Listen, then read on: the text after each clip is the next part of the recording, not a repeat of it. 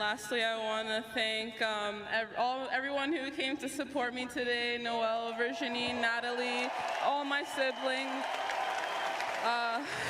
Shadi, Marian, and both my parents who are standing right behind me.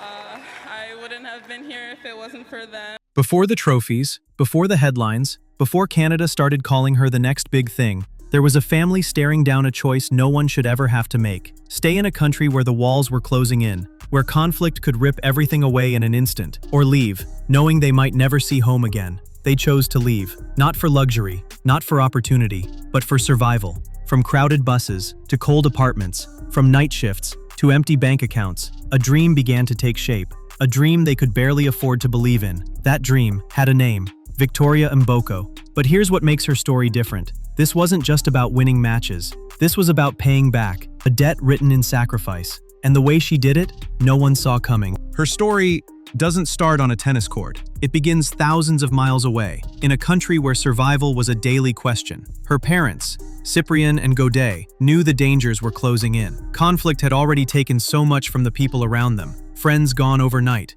futures cut short. They had two choices: stay and hope for the best, or leave everything behind and step into the unknown. So, they chose the unknown. With little more than faith and determination, they crossed borders, chased work wherever they could find it, and eventually made their way to North America. First the US, then Canada. Every step forward meant another sacrifice, another night shift, another move to a cheaper apartment, another meal skipped so the kids could eat. They never told Victoria how much they gave up, but she saw it. And even as the youngest of four, she felt the weight of that sacrifice and the unspoken expectation that she would turn it into something greater. In most families, the youngest follows the oldest. For Victoria, that path led straight to the tennis court. Her three older siblings, Gracia, Kevin, and David, were already deep into the game, hauling their rackets to early morning practices, coming home with sweat-soaked shirts, and stories of narrow wins and tough losses. She was too small to join in, but she was always there, leaning on the fence, eyes locked on every rally. She learned the rhythm of the game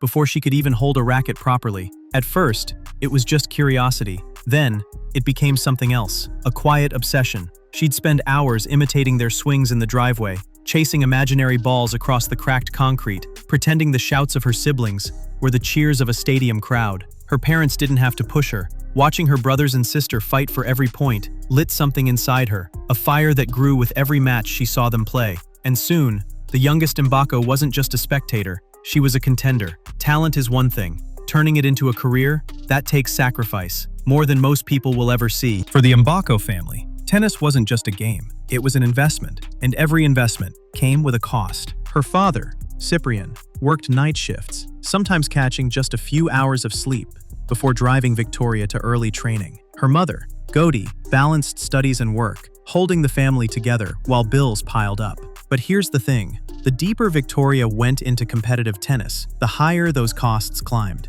New rackets, travel to tournaments, coaching fees. It was relentless. There were nights when the family had to choose between comfort and competition always won. They never told her how much they gave up, but she knew. And that knowledge came with its own pressure. Every missed shot felt heavier, every loss cut deeper. And it gets even tougher, because in the world of junior tennis, one bad year can mean the end of everything you've worked for. For years, the Mbokos had been paying the price, but in 2025, the bill came due in the best possible way. Victoria didn't just start the season strong. She started like she had something to prove to the entire tennis world. First match win, second match win, then it kept going and going. 22 straight victories, 0 sets lost. But here's the crazy part, she wasn't cruising past rookies. She was dismantling players older, stronger, far more experienced, and she made it look effortless. Still, this was only the beginning. Because while the streak was impressive, there was something bigger on the horizon. Something that would take her from up-and-comer to a name the entire tennis world would have to learn. And when it hit like a thunderclap. The thunderclap came in Miami. Victoria walked into her first ever WTA main draw like an uninvited guest at a VIP party, and left as the story everyone was talking about. Opening round, Camila Osorio, a seasoned pro, ranked higher, far more tour experience.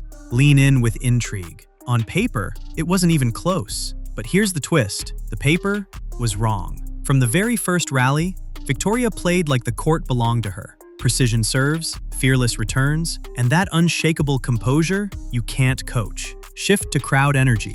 Point by point, the crowd shifted from polite applause to full-on disbelief. And then it happened. Match point. One last blistering shot sealed the win. A debut victory on the big stage. But what nobody knew yet was that this was only the opening act for something far bigger. If Miami was the warning shot, Montreal was the full explosion. Victoria entered the Canadian Open as a wild card. No one expected her to make a dent. In a draw packed with Grand Slam champions, some thought she'd be lucky to get past the first round. But here's the thing, she didn't just get past it, she tore through the entire bracket. One by one, the biggest names in tennis fell. 4 Grand Slam champions, gone. Among them, Naomi Osaka, a global icon. Every match felt like a movie scene, crowds roaring, commentators running out of superlatives, opponents shaking their heads in disbelief. By the time she reached the final, the long shot label was gone. And when match point landed, it wasn't just a victory,